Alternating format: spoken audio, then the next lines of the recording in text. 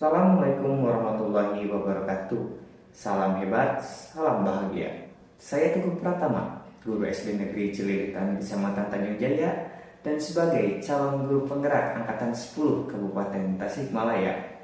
Dengan didampingi fasilitator yaitu Bapak Dr. Sumarna MPD dan Ibu pengajar praktik Ibu Imas Kumalasari MM, akan menyampaikan tugas koneksi antar materi pada modul 1.1, kesimpulan dan refleksi pemikiran Ki Hajar Dewantoro.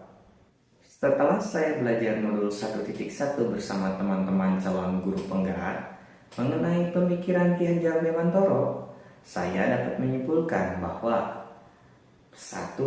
Menurut Ki Hajar Dewantoro, pengajaran dan pendidikan memiliki perbedaan dalam pemahaman arti dan tujuannya.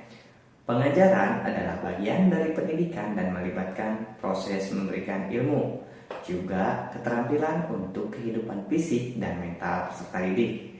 Sedangkan pendidikan adalah proses menuntun terhadap proses alami peserta didik agar mereka mencapai keselamatan dan kebahagiaan dalam kapasitas manusia dan anggota masyarakat.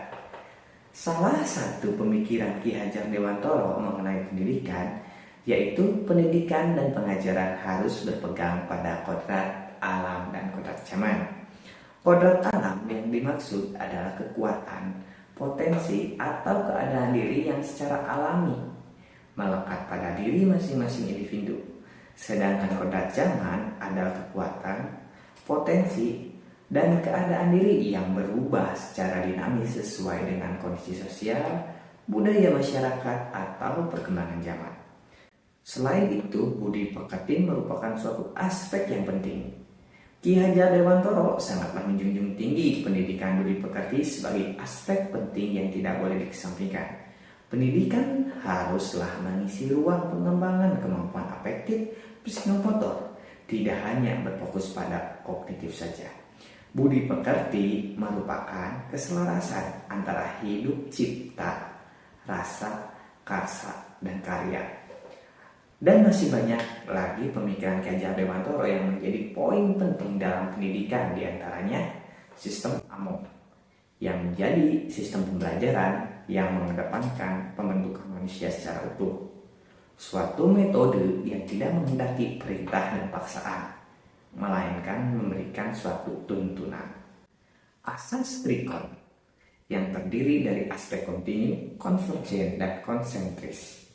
Tripusat pendidikan yang menjelaskan dalam kehidupan peserta didik ada 3 tempat penting yang menjadi pusat pendidikan, yaitu alam keluarga, alam perguruan, sekolah, dan alam pergerakan pemuda masyarakat.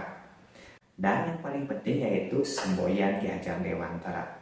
Ingat sok sun tulodo, ima dia maun karso tepuri handayani. Slogan ini bermakna di depan memberikan contoh, di tengah memberikan dorongan, dan di belakang memberikan dukungan.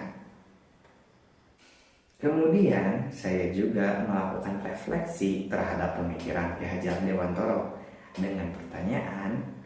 Yang pertama, apa yang Anda percaya tentang murid dan pembelajaran di kelas sebelum Anda mempelajari modul 1.1? Yang kedua, apa yang berubah dari pemikiran atau perilaku Anda setelah mempelajari modul ini? Yang ketiga, apa yang dapat segera Anda terapkan lebih baik agar kelas Anda mencerminkan pemikiran Ki Hajar Dewantoro? Nah, berikut merupakan hasil refleksi saya. Sebelum saya mempelajari pemikiran Ki Hajar Dewantoro, saya berpikiran bahwa yang pertama, menganggap peserta didik datang ke sekolah memiliki pengetahuan yang kosong dan bertujuan untuk memperoleh atau mendapatkan ilmu pengetahuan tersebut. Yang kedua, pembelajaran yang dilakukan cenderung lebih kepada transfer pengetahuan dari guru ke peserta didik. Dalam hal ini hanya berfokus pada aspek kognitif saja. Yang ketiga, peserta didik harus menguasai materi dan mencapai KKM. Jika tidak tuntas, dianggap belum berhasil dan gagal. Yang keempat, menyalahkan peserta didik apabila mereka tidak bisa mencapai nilai KKM. Padahal saya sendiri yang jarang melakukan refleksi pembelajaran. Dan yang kelima, yaitu terlalu berfokus pada suasana kelas yang harus tenang dan tertib. Namun, setelah saya mempelajari pemikiran Ki Hajar Dewantoro, saya mengetahui bahwa pertama, peserta didik bukan seperti kertas kosong, namun mereka sudah memiliki garis-garis samar yang selanjutnya pendidik yang berperan dalam menebalkan garis-garis tersebut. Nah, garis-garis tersebut disebut minat dan bakat. Yang kedua, peserta didik harus hidup sesuai dengan kodratnya. Tugas saya adalah menuntun tumbuh kodrat yang ada pada masing-masing peserta didik, yaitu dengan membuat pembelajaran yang menyenangkan serta menggunakan ilmu pengetahuan teknologi yang relevan dengan perkembangan zaman. Yang ketiga, dalam memilih bahan ajar, saya harus berhati-hati. Hal ini harus disesuaikan dengan nilai-nilai budaya bangsa Indonesia dan nilai-nilai yang termuat dalam Pancasila. Yang keempat, tidak boleh memaksa peserta didik untuk menguasai materi ajar yang tidak ia kuasai. Namun, saya harus mengarahkannya kepada potensi yang ia miliki. Yang kelima, guru haruslah menjadi contoh teladan dengan tidak boleh bosan dalam memberikan contoh yang baik dan selalu memberi dukungan serta motivasi dalam setiap proses belajarnya peserta didik.